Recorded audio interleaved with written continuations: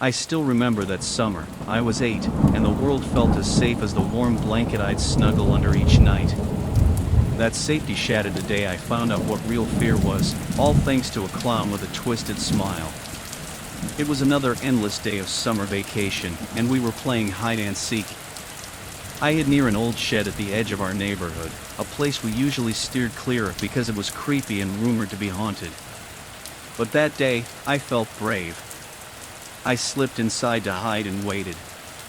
The dust danced in the slivers of light piercing through the cracks, and that's when I saw them, drawings. Drawings of a clown with various kids, all marked with dates and red XS. I felt my heart jump to my throat when I heard a soft, chilling giggle from the corner of the shed. I bolted out of there, my heart pounding so loud I could barely hear my own footsteps.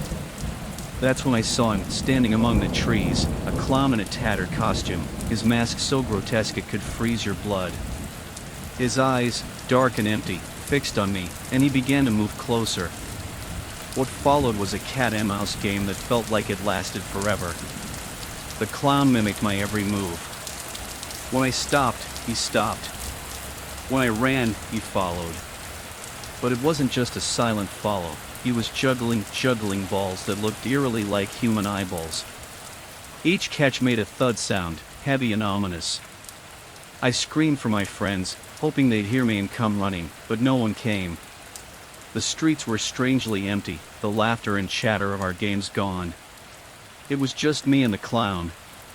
I ran down the street, my legs feeling like jelly, and he sprinted after me, his shoes squeaking in a rhythm that matched my racing heart. The laughter that came from him wasn't joyful, it was dark and menacing, filling the air around us. I ended up trapped in a dead-end alley, my back against the cold wall, the clown slowly walking towards me. He reached into his pocket and pulled out a balloon. As he blew it up, the balloon twisted into a shape, morphing into a grotesque version of my face. I was frozen, terror rooting me to the spot. The clown's shadow grew, swallowing the light around us, wrapping me in darkness. Just as I thought it was the end, a dog from the neighborhood burst into the alley, barking furiously at the clown. Startled, the clown backed away, his shadow shrinking, and he vanished as mysteriously as he had appeared, leaving behind the balloon, which slowly deflated with a hiss that sounded almost like a taunt. Shaking, I ran home and blurted out everything to my parents. The police were called, neighbors questioned, but no sign of the clown was ever found, just the eerie balloon and those chilling drawings in the shed. The incident changed our neighborhood. Parents tightened curfews, suspicious of every stranger. I wasn't allowed out after dark anymore, and our games were confined to backyards and daylight hours. The shadows held threats now, and laughter had a different, fearful note.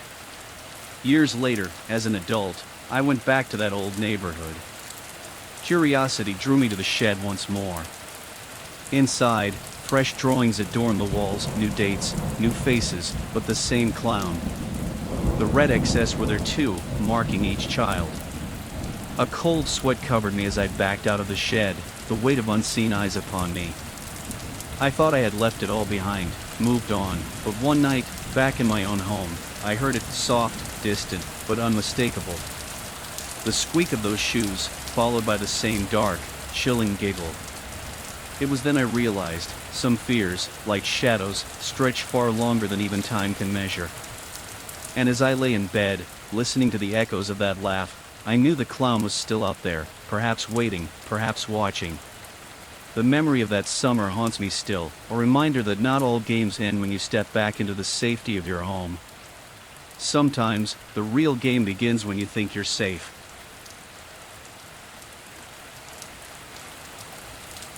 I'll never forget the summer I turned 12. It was supposed to be the best time of my life. No school, long days to play outside, and freedom like I'd never known. But instead, it was the summer that taught me fear. It was a quiet Thursday evening, too quiet. Most of my friends had gone off with their families for the weekend, leaving me to roam our sleepy suburb alone. On a whim, I decided to explore someplace new, a narrow alley between two old houses that everyone else seemed to ignore. I should have ignored it too. I remember finding a clown's bow tie among the trash bins. It was bright red with polka dots, the kind that should make you smile, but all it did was send a shiver down my spine. Curiosity got the better of me, and I pushed further into the alley, my bike tires crunching over gravel and broken glass. That's when I saw him. He was standing at the far end of the alley, leaning against the wall. His clown makeup was smeared, his eyes too intense to belong to the face of joy. His smile was wide, too wide, and it never reached those cold, staring eyes. As I stood there, frozen, he started to move towards me. Not walking, but limping, as if every step was a struggle, yet he moved with a terrifying purpose. My heart pounded so hard I could barely hear his wheezing chuckles over its beats. I turned my bike around to escape, but another figure blocked my path. A second clown, this one juggling knives, his face even more grotesque. My mouth went dry, and my legs felt like jelly. Trapped, I felt a panic that grips you so hard you can't scream, can't think. But survival instincts kicked in. I rammed my bike into the knife-juggling clown. He stumbled, and the knives clattered to the ground. It was my chance. I ditched the bike and made a run for it, climbing over a locked gate, scraping my knee badly in the process. I didn't even feel the pain, not then. I ran through backyards, over fences, my breath ragged in my throat. The clowns were close behind, their taunts echoing around me, a haunting melody of madness. "Come back! We just want to play," their voices twisted in a sinister duet. I burst into a backyard where a family was gathered for a barbecue. The normalcy of the scene was surreal. Adults talking, kids laughing, unaware of the nightmare I just escaped. They turned in shock as I crashed their party, wild-eyed and bleeding from my knee. Someone called the police. They came quickly, searched the area, and found the clown paraphernalia I had described, but the clowns themselves were gone, melted away into the shadows from which they had emerged. That night left a mark on me. I grew up cautious, always aware of my surroundings, never fully able to shake the sense that danger might be lurking just out of sight. The fear followed me into adulthood, shaping me into someone who never takes safety for granted. Years later, I still avoid alleys. I teach my kids to be observant, to be aware of their surroundings, and never to ignore that gut feeling that something isn't right. I tell them about that day, not to scare them, but to prepare them. Because the world isn't always kind, and sometimes monsters do hide behind friendly faces. I learned that summer that real terror isn't found in ghost stories around a campfire or haunted houses.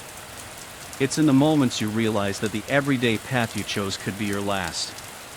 It's in the faces of those who are supposed to make you laugh, now twisted into grotesque masks of horror. So, remember this, always listen to your instincts. If something feels off, it probably is. And sometimes, the brightest colors hide the darkest truths.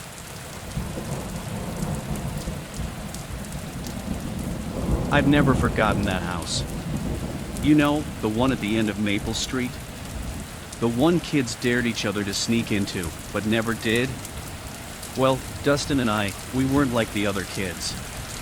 One chilly November night, we decided to face the legend of the haunted clown head-on. It started as a dare. Dustin, always the braver one, said he'd heard from his older brother about a clown that haunted the place since some kid vanished decades ago. No one really knew the full story, but on that night, with the wind howling like it knew something we didn't, we felt like we could discover anything. We approached the house, our flashlights shaking more from our nerves than the cold. The place was a wreck, windows boarded up, the garden overtaken by wild weeds as if nature itself wanted to hide the house away. The front door creaked open with a nudge, as though it had been waiting just for us. Inside, it was like stepping into another world. The air was thick with dust, and every step kicked up a history that probably should have stayed settled. The living room was straight ahead, and the sight nearly froze me in my tracks. There was a small, ragged circus tent pitched right there amidst the decay. It made no sense. Why was this here? Upstairs, we found a child's room. The air felt colder here. There was a music box on the dresser, still playing a slow, eerie tune as if it had been waiting for years just for someone to listen. That's when we heard it, a soft giggle, echoing down the hallway. It wasn't friendly, it was chilling, a sound that didn't belong to a child or any living soul. We should have left then, but we didn't. Instead, we followed the sound, drawn to it like moths to a flame. As we turned into another hallway, there he was at the end of the clown. His costume was tattered, the colors faded, but it was his face that held us there. His grin was too wide, too wrong, and his eyes, they were hollow, almost as if he was more ghost than clown. He didn't move at first.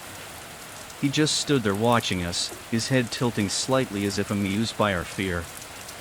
Then, he started running towards us, his heavy boots thumping on the wooden floor. We turned and ran, not daring to look back, the sound of his laughter chasing us through the dark corridors. The house seemed to twist and turn against us as we tried to find our way out. Doors that led to freedom just seconds before swung open to brick walls. Windows that should have been exits were just mirrors reflecting our panic. It felt like the house itself was part of the clown's sick game. Finally, we found ourselves trapped in the basement. The only light was the dim glow of our dying flashlights. There was a window, but it was small, high up on the wall. The clown blocked the only other way out, just watching us, his grin never fading.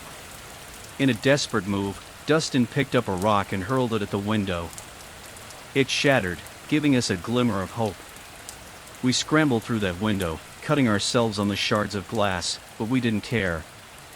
We ran all the way back to Dustin's house, panting and bleeding but alive. We promised each other never to speak of it again, to try and forget. But how do you forget something like that? Years have passed since then, and the old house was eventually torn down. They say the lot it stood on is cursed, and nothing new can be built there. Sometimes, when I walk past that empty lot, I swear I can hear a faint giggle and a distant sound of circus music. And on windy nights, when the leaves rustle just right, it almost sounds like the clown is still laughing, lost in the shadows, waiting. Every now and then, I catch myself looking over my shoulder, half expecting to see that grinning face behind me. But it's always just the wind, the rustling leaves, and the quiet night. I tell myself it's over, that the clown was just a figment of our imagination, spurred by the adrenaline and the eerie setting. But sometimes, in the dead of night, when the shadows grow long and the world is silent, I'm not so sure.